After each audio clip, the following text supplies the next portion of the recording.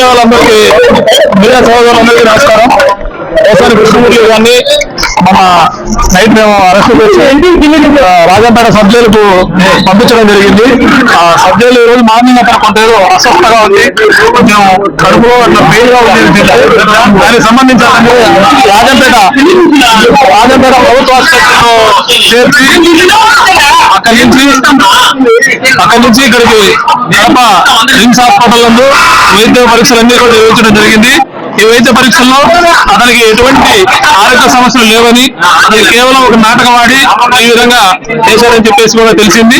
కాబట్టి అతనికి ఎటువంటి ఆరోగ్య సమస్యలు లేవు, పూర్తి ఫిట్ గా ఉన్నాడు ఆరోగ్యంగా.